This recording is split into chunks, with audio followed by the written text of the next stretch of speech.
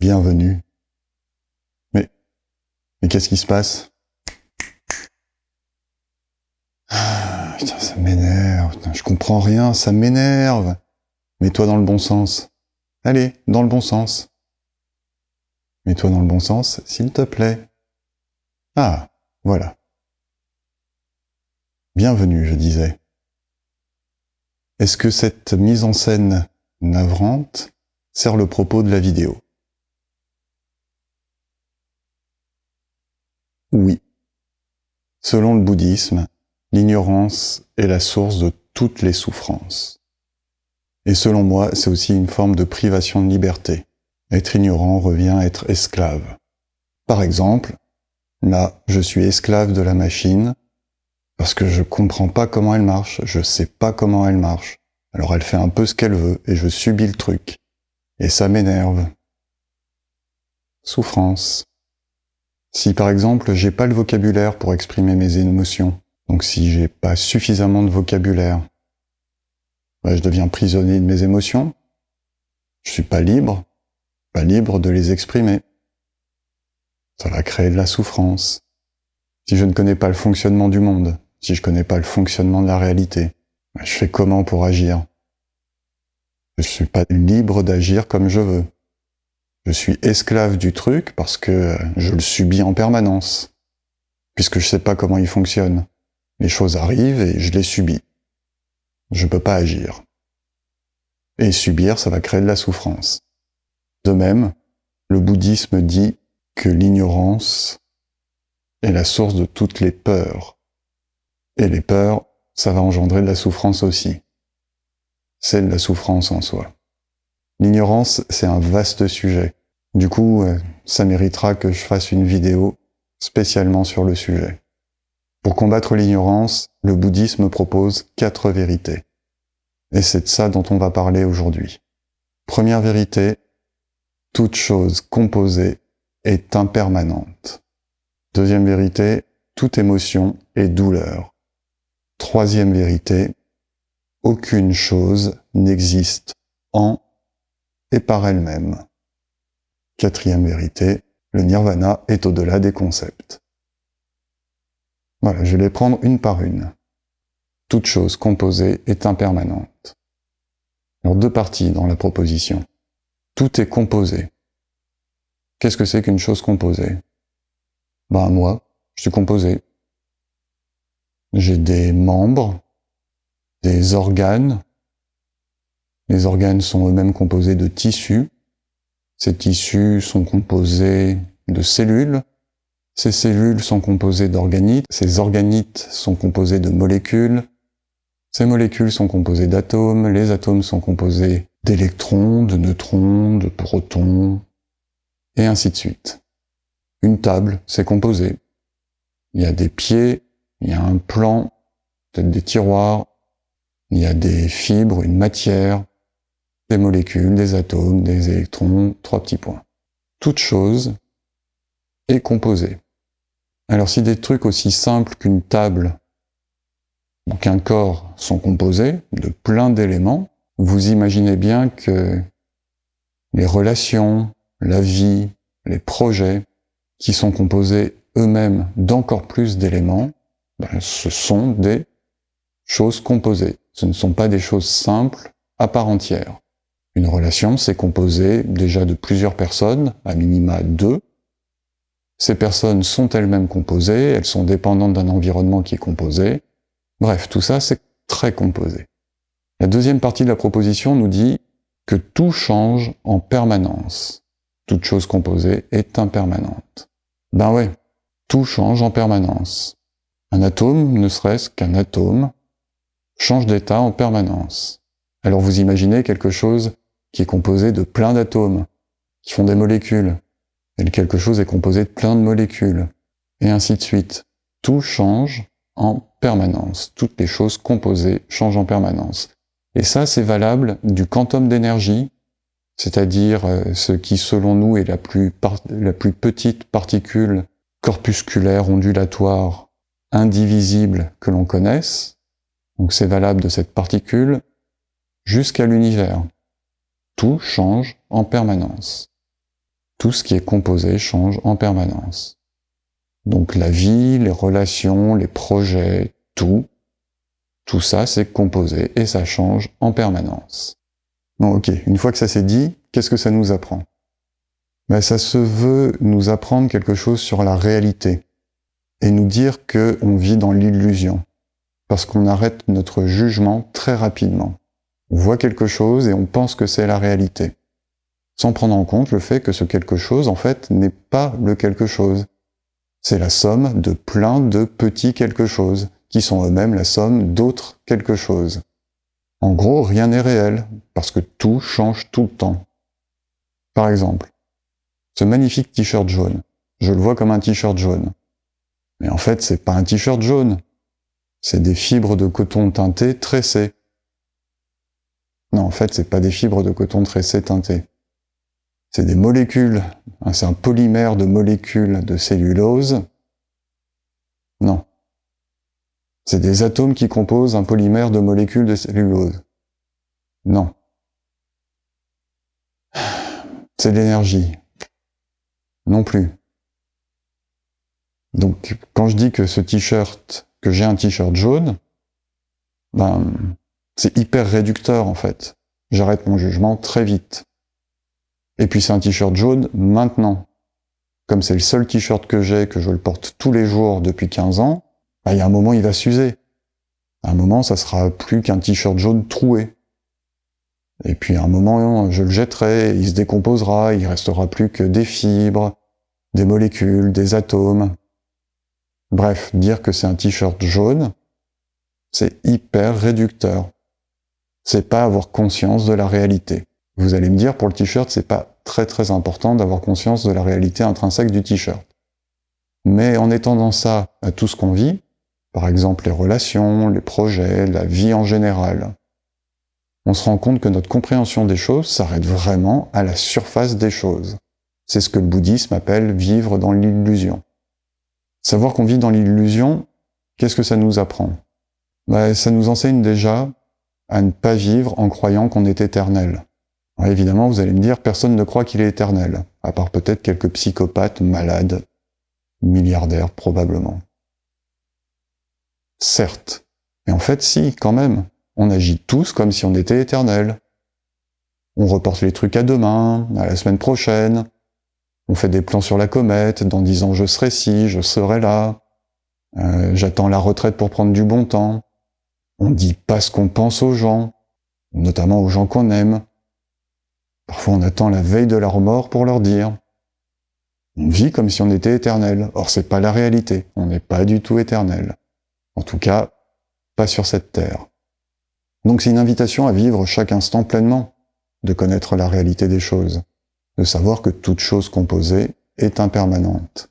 Vivre chaque instant, parce que notre existence dépend de tellement de trucs qu'il est hautement improbable qu'elle se continue de façon tranquille, et qu'il y a une probabilité qu'elle se termine brusquement à n'importe quel moment. Donc, invitation à vivre les choses pleinement, à vivre chaque instant pleinement. Évidemment, c'est aussi une invitation à ne pas croire que quoi que ce soit va durer.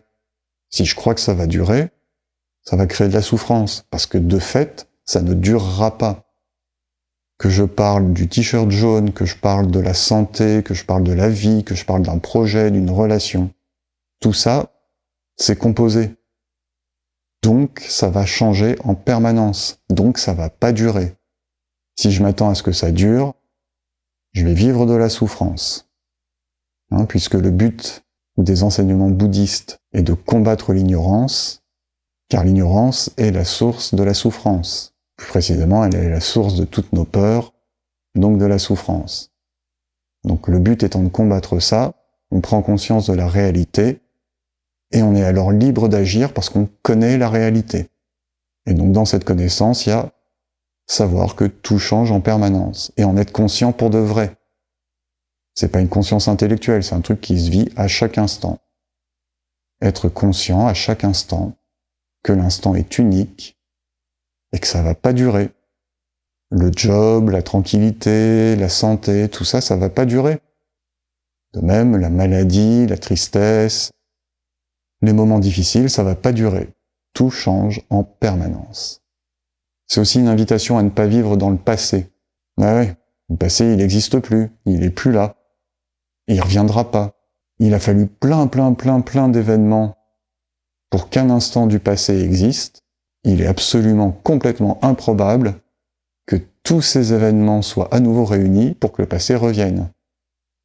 Donc dire c'était mieux avant et espérer que ça revienne comme avant, illusion complète, souffrance, parce que j'ai l'attente d'un truc qui ne reviendra jamais. Bon, alors évidemment, ça nous invite à ne pas avoir peur du changement. Le changement, c'est la vie.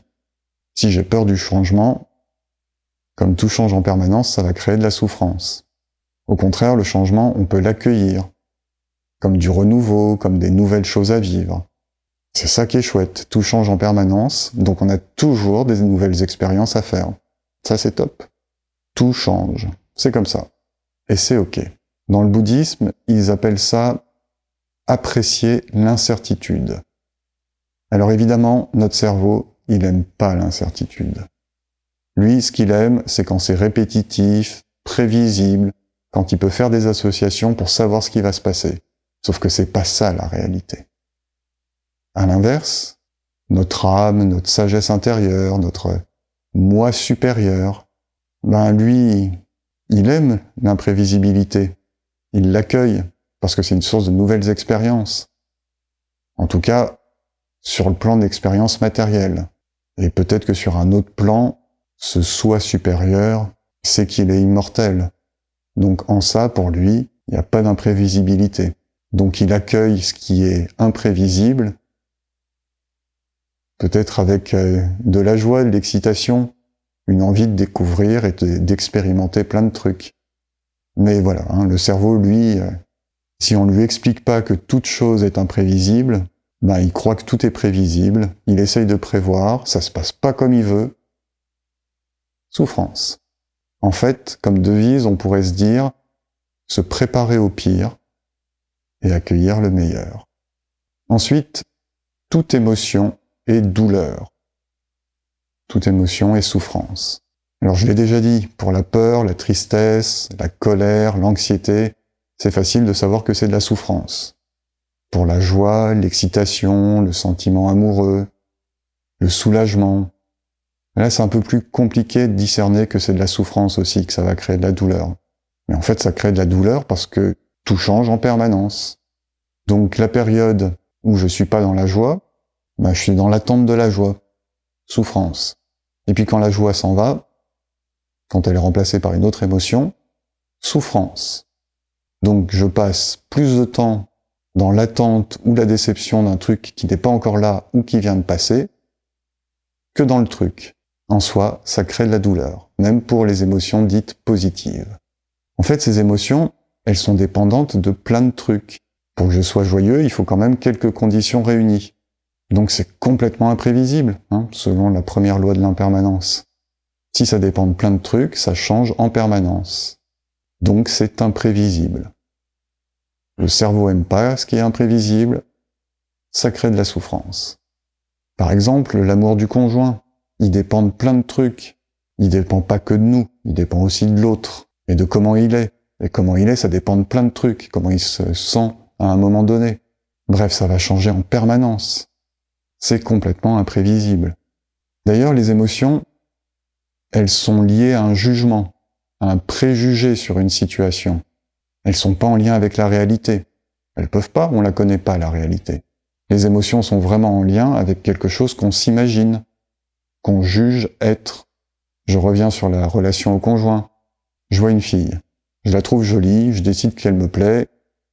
Je la séduis, on est ensemble. Bon, super. Vous voyez que mon jugement s'est arrêté un peu vite. Elle est jolie, donc elle me plaît.